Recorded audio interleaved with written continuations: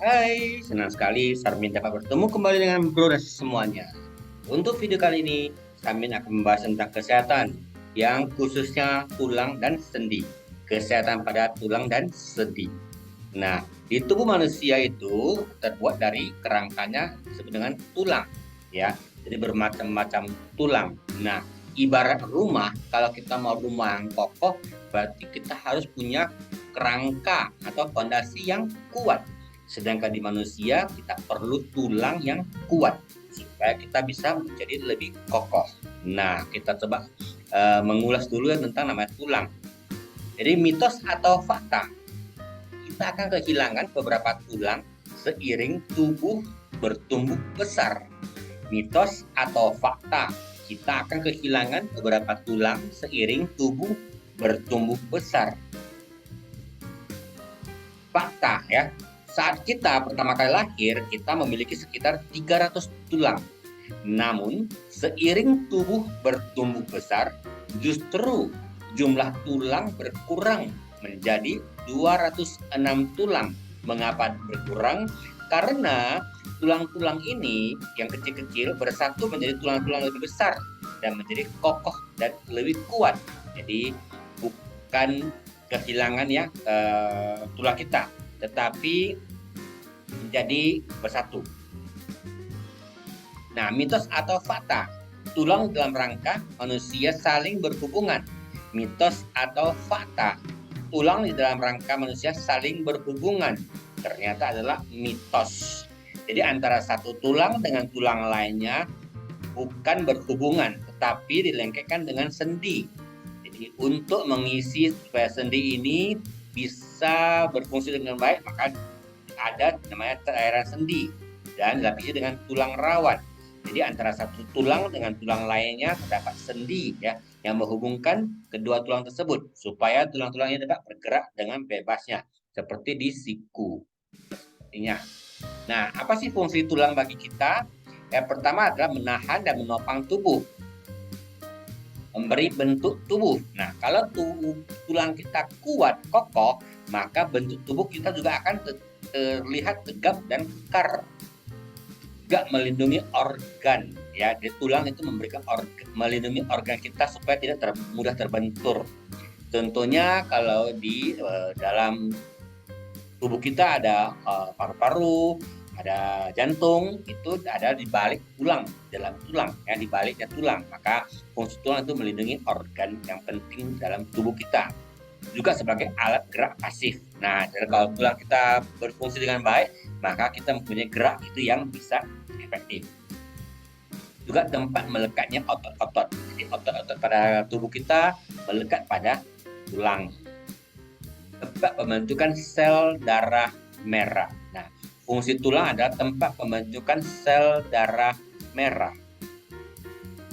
Juga tempat menyimpan mineral, ya. Tempat menyimpan mineral. Itulah beberapa fungsi tulang pada tubuh kita. Nah, kita bisa lihat ini ya, melihat bagaimana sih padatan tulang kita dengan usia kita. Dari kita lahir sampai kita usia lanjut, itu tulang kita akan berubah.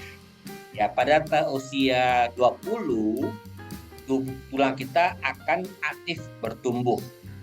Kemudian pada usia 40, itulah masa puncaknya tulang kita terisi oleh kalsium di dalamnya.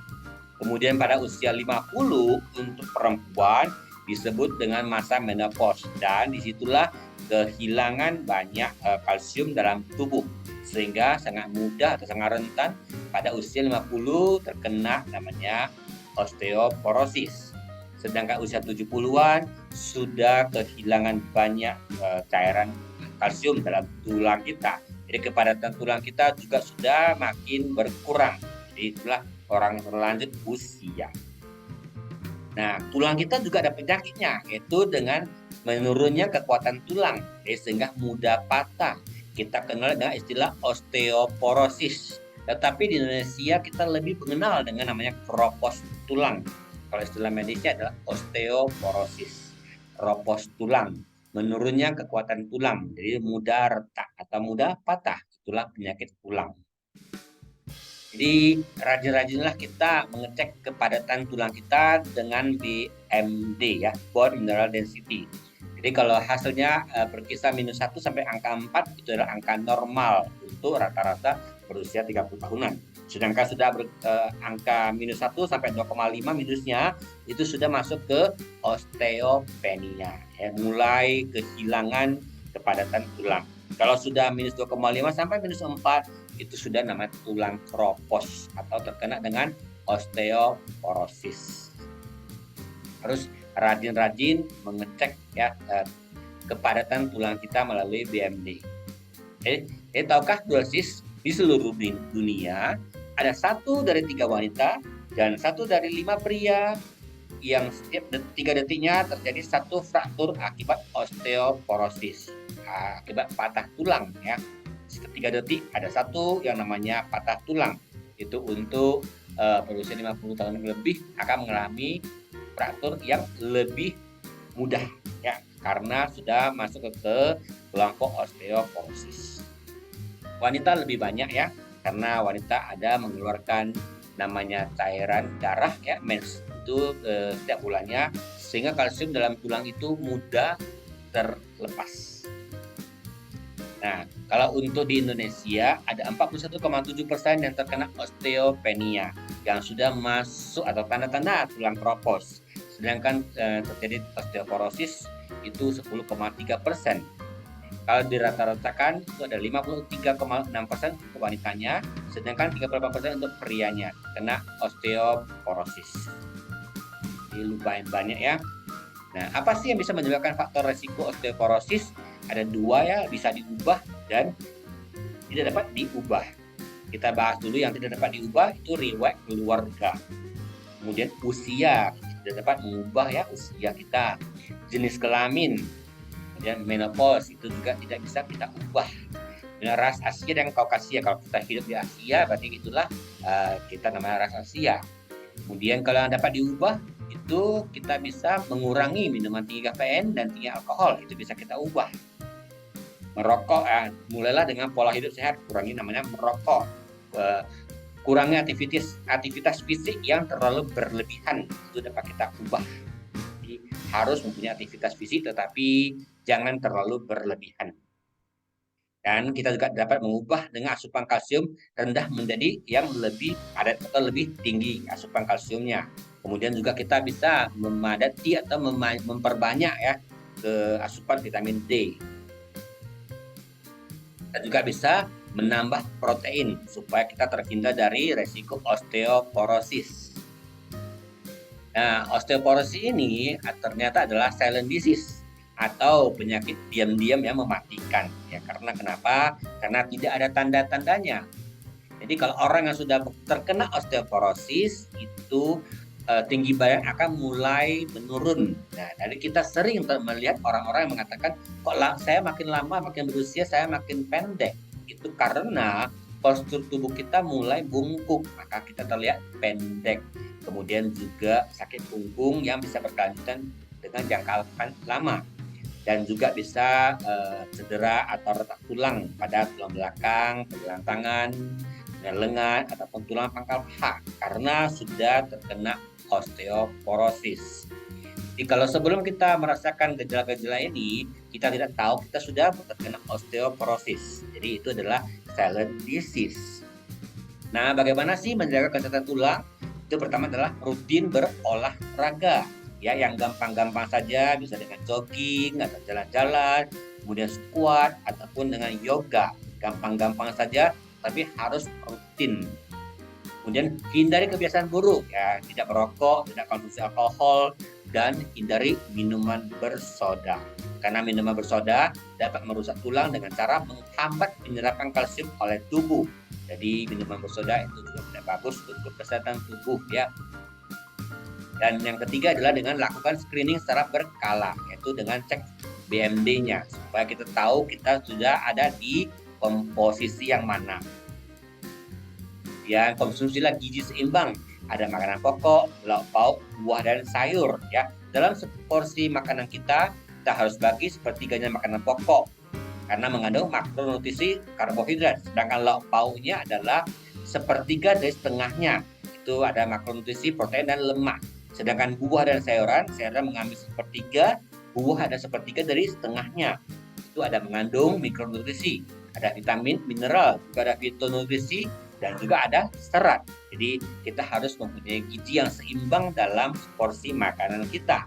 Juga kita harus tingkatkan atau terapkan pola G4, G1, dan L5.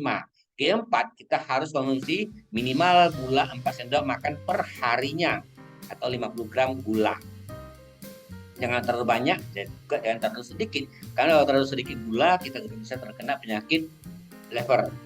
Kemudian juga G1, garam ya, kita cukup 1 sendok teh saja per harinya atau setara dengan 5 gram garam. Jangan terlalu banyak, juga jangan terlalu sedikit.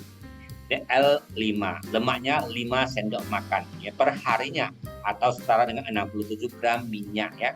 Jadi jangan saya modif, saya kurangi minyak, itu juga tidak seimbang. Kita perlu namanya minyak dan lemak itu untuk ke makronutrisi kita. Nah, jadi di sini juga cukupilah kebutuhan kalsium kita. Sesuai dengan usia kita butuh berapa miligram kalsium per harinya. Dan di sini bisa saya sampaikan ya, ada beberapa contoh makanan yang sumber kalsiumnya cukup tinggi. Ya, misalnya salah satu adalah keju, kacang kedelai juga bisa ya. Kadang kita orang awam kita suka minum air susu kedelai. Itu terbuat dari kacang kedelai karena dalamnya ada namanya kalsium. Kemudian keju kita suka makan ya, tapi efek lainnya adalah kita bisa terjadi gemuk. Nah, selain itu kita juga perlu konsumsi vitamin D ya, dengan usia yang berbeda-beda, tingkat kecukupan gizi juga berbeda-beda. Di batas toleransi vitamin D oleh tubuh adalah sampai dengan 4.000 IU per harinya. Kemudian juga kita harus memperlihatkan dengan baik-baik sumber vitamin D, yaitu ada 2, endogen dan eksogen. Ya, endogen itu adalah dari luar, bisa kita dapatkan dari sinar ultraviolet B dari sinar matahari ya, supaya bisa mengenai lapisan epidermis dan dermis kulit kita. Kemudian kalau dari eksogen, dari sumber makanan kita makan yaitu jamur, susu, telur kuning ya, ada ikan dari Atlantik yaitu ikan salmon. Sumber makanan vitamin D yang bisa kita dapatkan sebelum eksogen. Nah, di sini kita bisa lihat ya, untuk yang defisiensi vitamin D pada wanita usia 45-55 tahun adalah lebih kurang atau rata-rata 50%. Kemudian juga untuk pekerja dalam ruangan ada 78%. Dan hanya 48% kerja di luar ruangan. Kenapa luar ruangan sedikit? Karena terkena sinar matahari. Jadi terkena namanya sinar UVB-nya. Jadi terkena namanya vitamin D. Kemudian orang yang tinggal di dekat garis ekuator atau negara tropis tidak menjanjikan kecukupan vitamin D dalam tubuh. Mengapa? Karena kalau kita tinggal di negara tropis, kalau kita terlalu banyak dalam ruangan, kita juga tidak dapat kecukupan vitamin D yang layak. Jadi perbanyaklah dengan namanya bersinar di bawah matahari. Nah, yang kedua kita bahas tentang sendi. Jadi pertama yang kita bahas, tulang-tulang itu berhubungan dengan namanya sendi, dilengketkan dengan namanya sendi supaya tulang ini bisa bebas bergerak. Mengenal kesendian ya. Sendi itu adalah mengikat pertemuan tulang supaya memungkinkan terjadinya pergerakan. Tubuh manusia terdiri atas lebih dari 360 sendi untuk menghubungkan 206 tulang. Sendi yang kuat dan fleksibel diperlukan untuk aktivitas. Jadi kalau sendi kita tidak kuat, maka tulang kita juga tidak dapat mempunyai aktivitas yang fleksibel. Sendi juga mempunyai penyakit yang namanya OA ya, osteoarthritis. Itu kita lihat yang sendi pada lutut kita, kalau normalnya mempunyai rongga, kemudian dalamnya itu ada cairan namanya cairan sendi. Jadi kalau kita sudah terkena peradangan sendi, maka kita akan merasakan nyeri, jadi pembengkakan dan kaku pada sendi kita. Jadi penyakit sendi juga ada beberapa macam, ada OA, osteoarthritis, rheumatoid, dan bakterial. Jadi kita bahas tentang OA ya. Jadi mengapa kita bisa terkena OA? Karena ada aktivitas fisik yang tidak seimbang, ya, terlalu banyak bergerak atau terlalu banyak berlompat-lompat sehingga membuat sendi kita lebih mudah rusak. Kegemukan juga ya karena tulang kita tidak mampu untuk menopang beban berat kita, sehingga tulang itu akan menekan tulang di bawahnya. Jadi cairan sendi itu akan rusak. Itu akibat pola makan tidak baik. Juga karena adalah faktor usia. Itulah bisa terkena osteoartritis. OA atau osteoartritis itu dimulai sejak usia 20 tahun ataupun 30 tahun. Jadi waktu kita masih muda, kita sudah bisa terkena namanya penyakit OA. Jadi keluhannya mulai dirasakan setelah usia 40 tahun. Ya, kita sudah bisa terkena pada usia muda, tapi kita akan merasakan sakitnya atau nyerinya mulai usia 40 tahun. Dan penduduk di dunia 40% adalah berusia 70 tahun menderita osteoartritis. Kemudian 80%-nya menimbulkan keterbatasan gerak. 1 dari 7 penduduk Amerika menderita artritis. Dan gangguan sendi di Indonesia menurut WHO ada 81% dari total populasi. Wow, ya, dari total populasi ada 81% yang terkena OA. Dan hanya 29% saja yang ke dokter. Kemudian yang ke dokter itu hanya 71% yang konsumsi obat bebas peredam nyeri. Di pasar-pasar kita sangat tinggi ya untuk kita yang di Indonesia untuk mengenalkan yang namanya suplemen berhubungan dengan sendi. Gejalanya untuk OA, osteoartritis, yaitu nyeri pada pagi hari ataupun selama melakukan aktivitas. Jadi selama kita melakukan gerak-gerak itu akan terasa nyeri. Dan kaku pada sendi, berkurangnya kemampuan gerak. Nah, kita bisa lindungi sendi kita dengan cara yaitu memanage, ya, mengatur berat badan kita, pola hidup kita lebih sehat dengan exercise, kemudian riwayat penyakit kita perbaiki dan kita perbanyak dengan nutrisi. Kita tidak dapat mengubah umur ataupun riwayat penyakit, kemudian jenis kelamin. Tapi ingat, kita bisa mengubah dengan banyak pola hidup sehat kita yang lebih baik dan nutrisi dengan yang sehat. Nah, kita bahas dengan nutrisi. Sekarang kita bahas tentang yang namanya suplementasi untuk melengkapi kebutuhan gizi pada tulang dan sendi. Jadi mengapa kita memilih Nutrilite? Karena Nutrilite adalah pemimpin dunia di bidang vitamin, mineral, dan suplemen. Nutrilite menggabungkan the best of nature and the best of science untuk mendapatkan produk yang lebih baik dibandingkan dengan kompetitor. Nutrilite menggunakan konsentrat eksklusif Nutrilite yang alami dalam setiap produknya. Produk-produk Nutrilite dibuat tanpa bahan pengawet, tanpa perasa, dan tanpa pewarna buatan.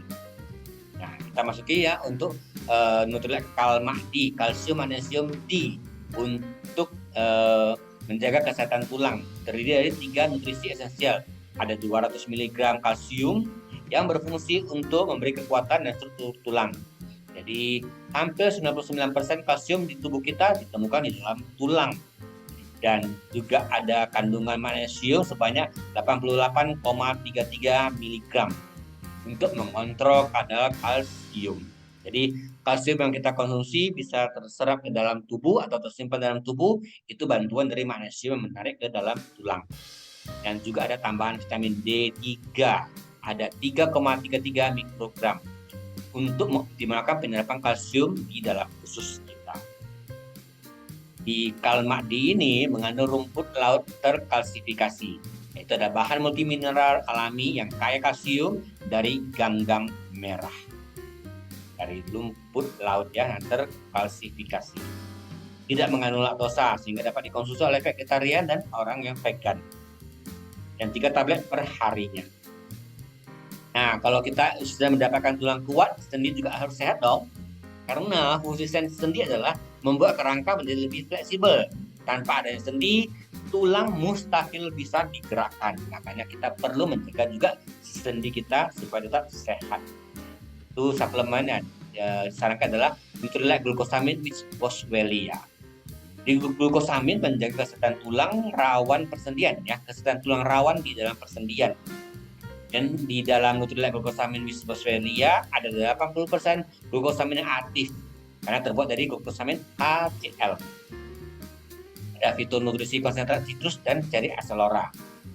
Kemudian ada tambahkan dengan boswellia untuk anti radang dan mengurangi nyeri. Bebas pencemaran glukosamin dari kulit udang di perairan Atlantik Utara. Nutrilite glukosamin boswellia ini unik karena kombinasinya luar biasa. Komponen utamanya ada glukosamin HCl, kemudian ada ditambahkan dengan boswellia. Juga ada tambahannya, yaitu ditambahkan ekstrak citrus dan konsentrat acelora. Mengapa ada tambahan dua ini? Ini terkenal adalah antioksidan cukup tinggi untuk menjaga supaya kualitas glukosamin HCl ini tetap terjaga dengan baik, supaya tidak mudah terkontaminasi. Kalau untuk per satu sajian, glukosamin HCl ini ada 250 mg, boswellia 20 mg, ekstrak citrus 5,9 mg, konsentrat acelora 5,7 mg. Anjurannya adalah 3 kapsul sehari setelah makan. Glukosamin itu bentuk dari amino monosakarida, diambil dari citi yang terdapat dari kulit, kepiting, dan udang. Dapat merangsang terbentuknya proteoglikans. Itu adalah molekul kecil untuk membentuk glukosamin. Punya efek antiinflamasi, relatif aman. Manfaatnya adalah membantu regenerasi sel tulang rawan, membantu fungsi normal sendi, meningkatkan viskositas cairan sendi ya, atau mengisi cairan sendi dengan sempurna. Bantu mengatasi masalah OA, osteoartritis, tanpa efek samping. Jadi peran glukosamin bisa kita lihat di sini ya. Kalau tulang kita sudah kehilangan glukosamin atau cairan sendi kita sudah rusak, maka tulang dengan tulang itu akan bergesekan sehingga terjadilah keropos atau pengikisan. Nah, itu membuat kita terasa nyeri, sakit. Jadi glukosamin itu memperbaiki dengan tulang rawan atau dengan penyakit yang rusak. Dia menghaluskan kembali, menyemen kembali kalau istilah kasarnya. Nah, mengapa kita memilih glukosamin HCl? Di sini kita ada perbandingan HCl dengan sulfat. Ya, kalau yang HCl kemurnian molekulnya stabil, sedangkan sulfat tidak stabil. Kemudian kalau HCl glukosaminnya lebih aktif dan lebih tinggi, sedangkan sulfat lebih rendah untuk glukosamin aktifnya. Sedangkan HCl dosis ekuivalennya tidak mahal ya. Kalau yang sulfat lebih mahal. Kalau efektivitas sama-sama mempunyai efektivitas.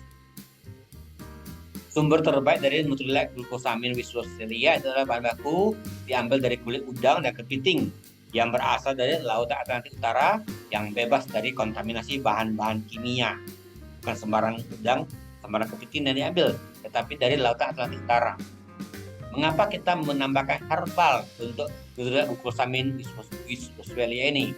Karena langkah selanjutnya setelah vitamin dan mineral, kita perlu namanya fitonutrisi, alternatif selain pengobatan konvensional dan pendekatan proaktif terhadap kesehatan. Herbal lebih proaktif terhadap kesehatan. Jadi kita menambahkan dengan boswellia. Tempat tumbuhnya di India. Yang diambil adalah ekstrak dari getah pohon boswellia. Jadi ambil getahnya. Manfaat dari boswellia adalah antiinflamasi, membantu fungsi normal sendi, jaringan ikat, ya, struktur persendian, kemudian tanpa efek samping ya. Kalau kita makan terlalu banyak atau dosis terlalu tinggi juga bisa terjadi efek samping karena bisa mengiritasi lambung. Itu untuk yang dosis tinggi. Karena apapun yang kalau kita makan terlalu banyak itu pasti mempunyai efek samping. Ini hanya membuat lambung kita teriritasi. Jadi boswellia juga bisa meningkatkan aliran darah ke daerah persendian, memperbaiki kerusakan pembuluh darah. Jadi selain dia bisa menjaga sendi, juga bisa menjaga pembuluh darah. Jadi harga satu botol untuk harga member adalah Rp458.000 saja. Kalau keistimewaan dengan pesaingnya yang glukosamin Nutrilite boswellia dibandingkan dengan glukosamin sulfat, itu kalau kita konsumsi 3 tablet untuk Nutrilite 700 mg, kita mendapatkan 80% yang aktifnya, sekitar 609,75 mg. Sedangkan kalau yang sulfat, kita konsumsi 1000 mg, kita yang dapat aktifnya hanya 478 mg.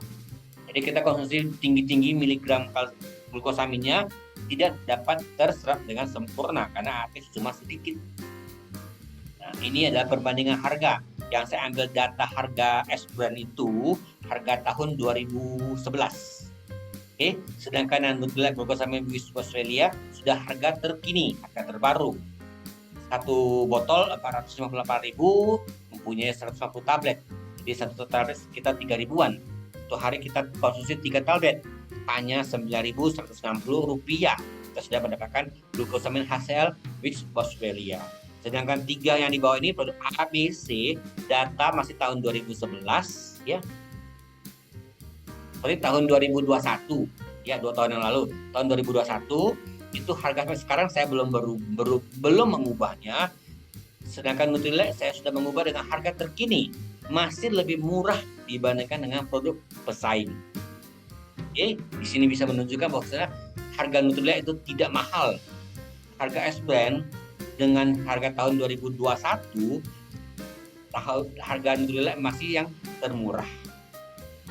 Oke, nah sedangkan kita tadi sudah membahas namanya kalsium, magnesium, vitamin D, ada glukosamin untuk sendi, kita boleh menambahkan Nutrilite high protein. Karena protein itu membantu sekitar 50% dari volume tulang.